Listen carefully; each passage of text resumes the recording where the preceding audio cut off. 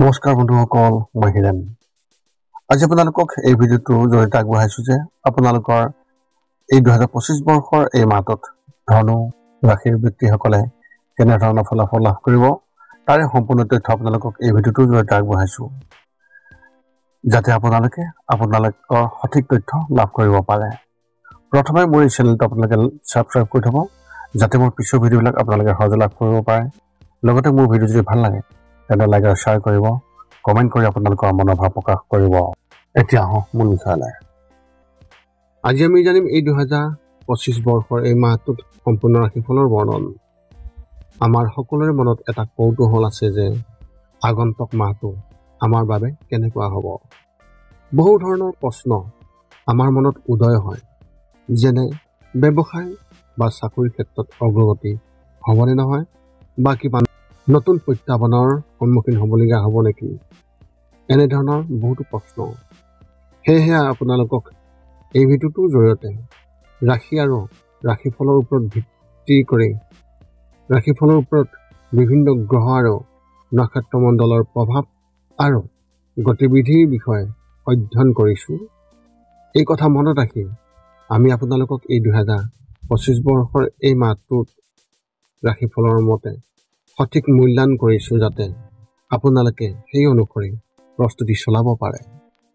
আপোনালোকে এই ভিডিঅ'ত আপোনালোকৰ পৰিয়াল, আৰ্থিক, কেৰিয়াৰ, শিক্ষা, প্ৰেম আৰু স্বাস্থ্যৰ লগতে আৰু বিভিন্ন তথ্য আপোনালোকে এই ভিডিঅ'ত লাভ কৰিব। ইয়াৰ দ্বাৰা আপুনি জানিব পাৰিব যে আপোনাৰ ৰাশিফলৰ অনুসৰি কি কি প্ৰস্তুতি চলাব লাগিব। গতিকে আপোনাৰ ৰাশিফল অনুসৰি প্ৰস্তুতি চলাওক। অৱশ্যে আপোনালোকক এইটো জনা উচিত যে এই ভিডিঅ'টোত দিয়া যি তথ্য, এই তথ্য কোনো ব্যক্তি হিচাপে নহয়, ৰাশিফলৰ ওপৰত হোৱা যি প্ৰভাৱ, সেই প্ৰভাৱৰ বিবেচনা অনুসৰিহে এই ভিডিঅ'ত উল্লেখ কৰা হৈছে এই সকলোবোৰ তথ্য। গতিকে এনেদৰে আপুনি আপোনাৰ জীৱনত ঘটিব পৰা সকলো কথাৰ তথ্য লাভ কৰক। গতিকে কোনো পলম নকৰাকৈ এতিয়া আমি এই 2025 বৰ্ষৰ এই মাহটোত যি ৰাশিফলৰ বৰ্ণন, সেই ৰাশিফলৰ বৰ্ণন আপোনালোকক আগবঢ়াবলৈ আগবাঢ়িছোঁ। সৰ্বপ্ৰথম পাৰিবাৰিক জীৱনৰ ক্ষেত্ৰত এনেধৰণৰ। এই মাহত আপোনাৰ পাৰিবাৰিক কাম কাজ সুকলমে হোৱাৰ সম্ভাৱনা নাই, কিয়নো নক্ষত্ৰবোৰৰ অৱস্থান ইমান অনুকূল নহয়। বৃদ্ধি পোৱা খৰচৰ ওপৰত চকু ৰাখক, কিয়নো এইবোৰে আপোনাৰ পৰিয়ালৰ আৰ্থিক অৱস্থাত ক্ষতি কৰিব আৰু আপোনাক এক কঠিন পৰিস্থিতিত পেলাব, য'ত আপোনাৰ একমাত্ৰ সম্ভাৱ্য সম্পদ হ'ব পাৰে যথেষ্ট ঋণ লোৱা। অৰ্থাৎ আপুনি এই মাহত ঋণ ল'বলগীয়া হ'ব।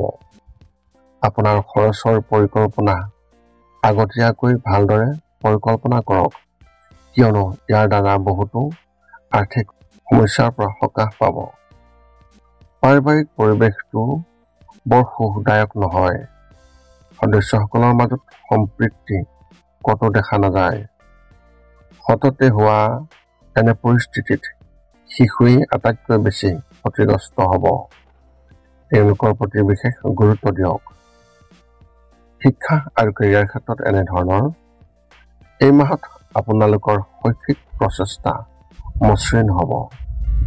আপোনালোকৰ বেছিভাগৰে সফলতাৰ বাবে প্ৰয়োজনীয় উৎসাহ আৰু প্ৰেৰণা থাকিব। প্ৰতিযোগিতামূলক পৰীক্ষাত অৱতীৰ্ণ হোৱাসকলে ইয়াৰ দ্বাৰা বহুখিনি লাভৱান হ'ব, কিয়নো ই আপোনাৰ সকলো প্ৰচেষ্টাক প্ৰতিযোগিতামূলক প্ৰান্ত প্ৰদান কৰিব।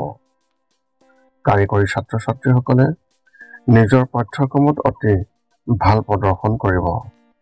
যিসকলে শিল্পকৰ্ম আৰু কিছুমান কাৰিকৰী ব্যৱসায়ত এথলেটিক্স আছে আদি হিচাপে অধ্যয়ন কৰি আছে, তেওঁলোকেও নিজৰ প্ৰদৰ্শনত অত্যন্ত সন্তুষ্ট হোৱাৰ যুক্তিসংগত কাৰণ থাকিব। হোটেল মেনেজমেণ্টত থকা যিবোৰ ছাত্ৰ ছাত্ৰী, তেওঁলোকেও যথেষ্ট ভাল ফলাফল দেখুৱাব আৰু চিকিৎসা, বিশেষকৈ অস্ত্ৰোপচাৰৰ ছাত্ৰ ছাত্ৰীসকলেও ভাল ফলাফল দেখুৱাব। কিন্তু এই সকলোবোৰৰ মাজত কঠোৰ পৰিশ্ৰমৰ এটা উপাদান জড়িত থাকিব, কিয়নো আপোনাৰ কোনো সফলতা সহজে লাভ কৰাৰ সম্ভাৱনা নাই। ব্যৱসায় আৰু চাকৰিৰ ক্ষেত্ৰত এনেধৰণৰ এইটো এনে এটা মাহ য'ত কেৱল আপোনাৰ কেৰিয়াৰত উন্নতিৰ সম্ভাৱনাই নাই, কিন্তু সাৱধান নহ'লে আপুনি বৰ্তমান স্থানৰ পৰা তললৈ নামি যোৱাৰ সম্ভাৱনা আছে। আপোনালোকৰ মাজত কিছুমানে দ্ৰুত লাভৰ বাবে আইনৰ বাহিৰত কাম কৰিবলৈ ইচ্ছুক হোৱাৰ এক সুকীয়া সম্ভাৱনা আছে। যদি এনেকুৱা হ'বলৈ দিয়া হয়, তেন্তে ইয়াৰ ফলাফল বিপদজনক হ'ব। সেয়েহে আপুনি দৃঢ় সংকল্প লোৱা উচিত যে আপুনি এনে প্ৰলোভনৰ সন্মুখীন নহ'ব। আপোনাৰ ঊৰ্ধ্বতৰ বিষয়াৰ তেওঁলোকৰ লগতো গুৰুতৰ মতানৈক্যৰ সম্ভাৱনা আছে। এইটো আকৌ এনেকুৱা এটা কথা যিটো আপুনি এৰাই চলিবলৈ বহুত চেষ্টা কৰা উচিত। লগতে নিৰাপত্তাহীনতাৰ অনুভৱৰ বাবে আপুনি সম্ভৱত সোনকালে চাকৰি সলনি কৰিব বা ব্যৱসায়িক অপাৰেটৰৰ সলনি কৰিব। যিকোনো পৰিৱৰ্তনৰ চিন্তা কৰাৰ পিছতহে আপুনি কাম কৰিব। প্ৰেমৰ ক্ষেত্ৰত এনেধৰণৰ প্ৰেমৰ সম্পৰ্কৰ কথা কওঁতে গোটেই মাহটো বৃহস্পতিৰ পঞ্চম স্থানত উপস্থিত থাকিব, যিয়ে আপোনাৰ প্ৰেম বৃদ্ধি কৰিব। আপোনাৰ প্ৰেমক সঠিক দিশত আগবঢ়াই যোৱাৰ সুযোগ দিব আৰু আপুনি আপোনাৰ বিশ্বাসৰ সৈতে আগবাঢ়ি যোৱাত সফল হ'ব। শুক্ৰৰ লগতে মংগল গ্ৰহৰ প্ৰভাৱে মাহৰ আৰম্ভণিতে আপোনাক অত্যন্ত ৰোমান্টিক কৰি তুলিব। এই কথা আপোনাৰ কথাত প্ৰতিফলিত হ'ব, কিন্তু নিজৰ আৱেগ নিয়ন্ত্ৰণত ৰাখক, কাৰণ ই কথাবোৰ ভাল কৰাৰ পৰিৱৰ্তে বেয়া কৰি তুলিব পাৰে। আপুনি হয়তো কোনো বিশেষ বন্ধুৰ লগত ঘনিষ্ঠ অনুভৱ কৰিব পাৰে, কিন্তু ভালদৰে চিন্তা কৰিহে আগবাঢ়ি যোৱাটো অতি ভাল হ'ব। স্বাস্থ্যৰ ক্ষেত্ৰত এনেধৰণৰ এই মাহত পৰিস্থিতিৰ অনুকূল সংমিশ্ৰণে আপোনাৰ সুস্বাস্থ্যৰ উন্নতি সাধন কৰিব। আপোনাক কোনো ধৰণৰ গুৰুত্বৰ চিন্তাৰ কাৰণ নিদিয়ে। পাইলছত আক্ৰান্ত লোকসকলেও চিকিৎসা সঠিকভাৱে কৰিলেহে সকাহ আৰু আৰোগ্য লাভ কৰাৰ আশা কৰিব পাৰি। তথাপিও এই সকলোবোৰৰ মাজতে দাঁতৰ সঠিক স্বাস্থ্য বজাই ৰখাৰ প্ৰয়োজনীয়তাৰ প্ৰতিও যথেষ্ট সচেতন হোৱাটো প্ৰয়োজন। এই ক্ষেত্ৰত যিকোনো অসাৱধানতাই বিপদজনক সমস্যাৰ সৃষ্টি কৰিব পাৰে। মুঠতে এইটো এটা সঠিক উপকাৰী মাহ য'ত আপুনি অবিৰত সুস্বাস্থ্যৰ আশা কৰিব পাৰি। ধনুৰাশিৰ ব্যক্তিসকলৰ ক্ষেত্ৰত বিশেষ তথ্য এনেধৰণৰ এই মাহত আপোনাৰ পৰিয়ালৰ সৈতে সম্পৰ্ক ভাল হ'ব। আপুনি হয়তো ক'ৰবাত ওলাই যাব পাৰে। যিকোনো পাৰিবাৰিক উদযাপনত আপুনি অংশগ্ৰহণ কৰিব পাৰে। বন্ধু বান্ধৱীৰ পৰা সম্পূৰ্ণ সমৰ্থন পাব পাৰে। সময় ভালদৰে পাৰ হৈ যাব আপোনাৰ এই সময়। সকলোৰে পৰা সহায় আহিব। পৰিয়ালত আধিপত্য থাকিব। লগতে অচিনাকিৰ ভয় উদ্বিগ্নতাও নিশ্চয়কৈ থাকিব। এই মাহত সম্পত্তিৰ পৰা আপুনি লাভ পোৱাৰ সম্ভাৱনা দেখিবলৈ পোৱা গৈছে। যদি আপুনি কোনো সম্পত্তি বিক্ৰী কৰিব বিচাৰিছে, তেন্তে এই সময় অতি লাভজনক বুলি প্ৰমাণিত হ'ব পাৰে। নতুন বাহন লাভ কৰাৰ সম্ভাৱনাও দেখিবলৈ পোৱা গৈছে। এই সময়খিনি ছাত্ৰ ছাত্ৰীৰ বাবে সকলো দিশতে ভাল।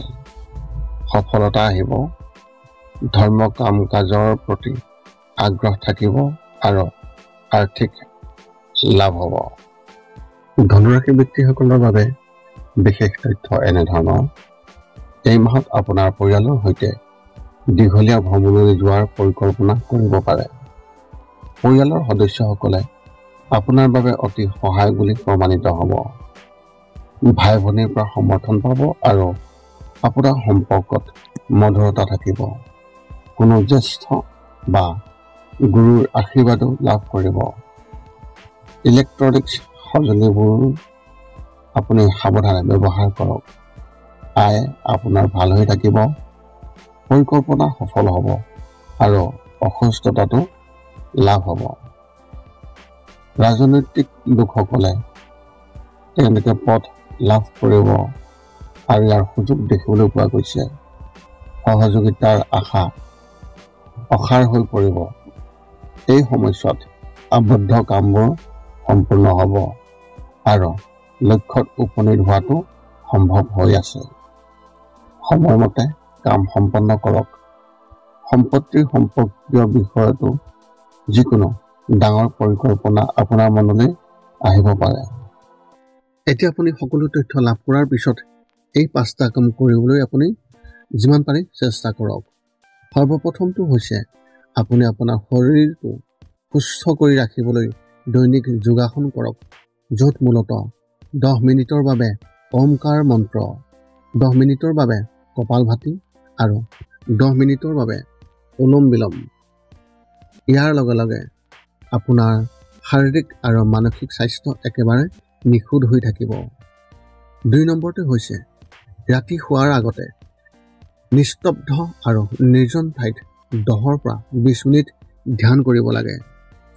ইয়াৰ দ্বাৰা 2টা উপকাৰ পোৱা যায়। এটা হ'ল আপুনি ভাল টোপনি পাব আৰু দ্বিতীয়টো হৈছে পিছদিনা আপুনি সতেজ অনুভৱ কৰিব। ধ্যান কৰি থাকোঁতে মধ্যমীয়া শব্দৰ শান্ত সংগীতো আপুনি শুনিব পাৰে। 3 নম্বৰটো হৈছে প্ৰতি মংগলবাৰে পুৱা নিশ্চয় হনুমান চালিচা পাঠ কৰক আৰু হনুমান মন্দিৰ দৰ্শন কৰক, নতুবা আপুনি বিষ্ণু মন্দিৰ দৰ্শন কৰক। ইয়াৰ দ্বাৰা আপোনাৰ আৰু আপোনাৰ পৰিয়ালৰ যিকোনো সদস্যৰ সংকট দূৰ হ'ব আৰু সদায় সুখ আৰু শান্তি থাকিব। 4 নম্বৰটো হৈছে ঘৰৰ বাহিৰত গৰু আৰু কুকুৰক প্ৰতিদিনে আপুনি পাৰিলে খাদ্য খুৱাব লাগে। খাদ্য খোৱাওক আৰু যদি পাৰে চৰাই চিৰিকটি আদিকো খাদ্য আৰু পানীৰ যোগান ধৰক।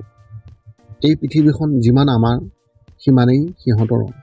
নিতৌ ইহঁতক খুৱাই আমি তেওঁলোকৰ পৰা এক আশীৰ্বাদ লাভ কৰিব পাৰোঁ আৰু আমাৰ ওপৰত থকা গ্ৰহবোৰৰ কুপ্ৰভাৱ দূৰ হ'ব।